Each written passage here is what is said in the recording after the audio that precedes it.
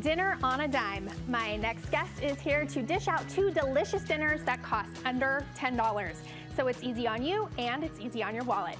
Kennedy Chugg is here to share a few of her favorite budget-friendly family dinner ideas. Hi, Kennedy. Hi. $10, like that's unheard of, yeah. right? Yeah. I mean, this is amazing. So you are the queen of something called the 5, 10, 30 dinner planning. Yeah. Tell me all about it. Yeah, so I have talked to so many home chefs, moms, people who just have to throw dinner together, and it seems like there was a common thread. Either recipes were too complicated, so that explains the 5 ingredient part. Okay.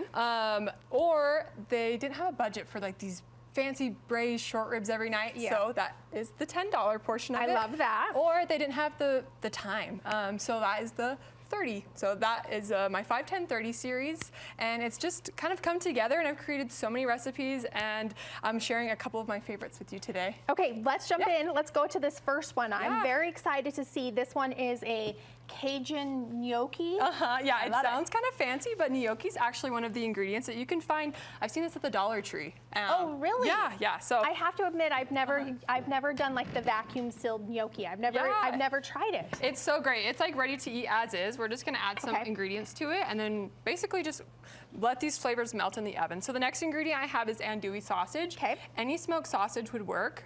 If your budget is hot dogs, that's totally fine. If your budget is like fancy nitrate free, that is totally fine too. So we're gonna add that right in as well. Love that.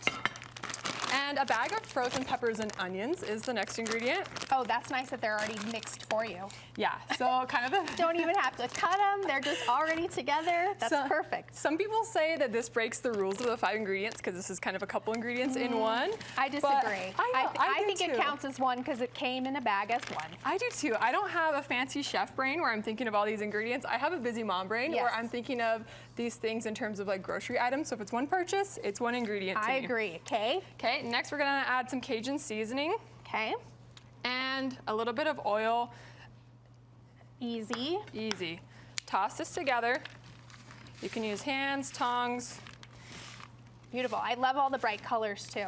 Yes. Yeah, it looks appetizing. It doesn't look like a $10 meal. No, it doesn't. This is actually like one of my husband's favorite dinners. He requests it like probably a couple times a month. So we are big lovers of this 5, 10, 30 recipe. Okay, so now it's gonna go into the oven for about 20 minutes. Okay. Just gonna crisp up that andouille sausage, let the gnocchi kind of soak up those peppers and onions flavors. So we're gonna pop it in. Amazing.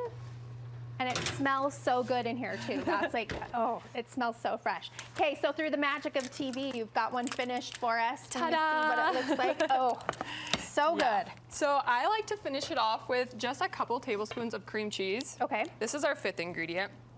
And it's just gonna kind of melt in there and make this like a creamy sauce for our gnocchi. Gotcha. Kind of balances out some of that heat from that Cajun spice too. Yep, it gives that a little bit more moisture that we didn't have before. I was wondering about that. Ooh, that looks amazing and so easy to do. Yep, and you can pop it back into the oven for a little bit too if your cream cheese isn't like, if it's cold and you don't have time to pull it out and let it come to room temperature. But yeah, this comes together and it is so delicious. This is one of my most popular recipes I've had. I think when I first posted this, it got like 10 million views. Oh wow, so it's super viral. And I feel like it's something that kids would enjoy too. I think I could get my kids to eat the hot dogs and the gnocchi. I'm not sure about the vegetables, but we're still working on that at my house. Yeah, this one's tried and true. Amazing. All right, okay, well, I'm excited to try that one, and you've got one more for us over here. Tell us what we have over here. So this is my garlic orzo, and again, orzo is one of those things where it's just gonna feel elevated just because it's not something you typically use. So I pan-seared some chicken. Okay. Right in here. And we are gonna leave this as is. Some people might think it's dirty, but we're gonna go ahead and toast our orzo into that. Oh, into the kind of the oils that are left over from the chicken. Yep. Okay, perfect.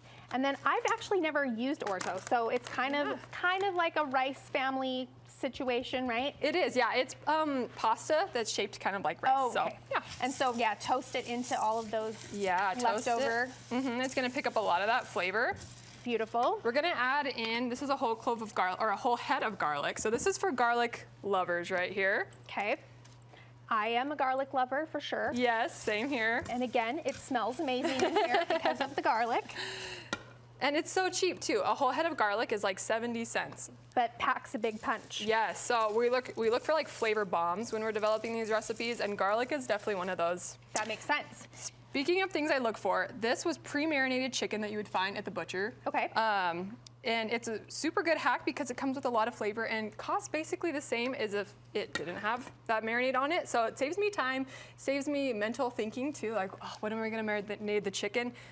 Anything works. Lemon pepper, garlic, Malibu, just kind of. So you can take pick you your can take favorite. it a couple different directions depending on your flavor. Yep. All right, we've got about 90 seconds left, so how do we put it all together? So we're gonna add in an entire box of chicken broth, about a cup of frozen vegetables. I like peas, it's just gonna give it some color. Okay. All right, and then in goes our chicken. How long does it normally take for the orzo to kind of plump up and absorb that? This is gonna take about 15 minutes. I would just stir it every 5 to 10 minutes or so. So not that much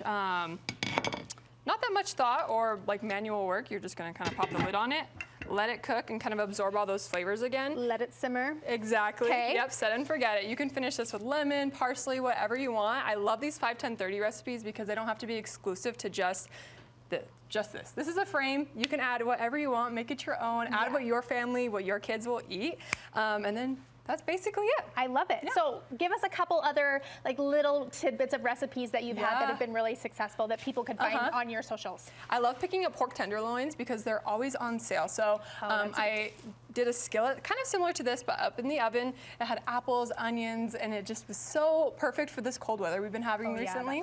Sounds super yummy. Yeah. Love that. I love Mexican food, so another one of my favorites, we've did breakfast tostadas. So it's got beans, eggs, cheese, and a little bit of pico. Super fun. And yeah, you can find more of these recipes on my Instagram or my TikTok. I try to share them pretty often because, yeah, like I said. Because we all have to eat. Yeah, they're built to help you, so just as the template. That's amazing, Kennedy. Well, thank you so much for sharing these, and I am definitely going to try all of these. I hope you guys will as well.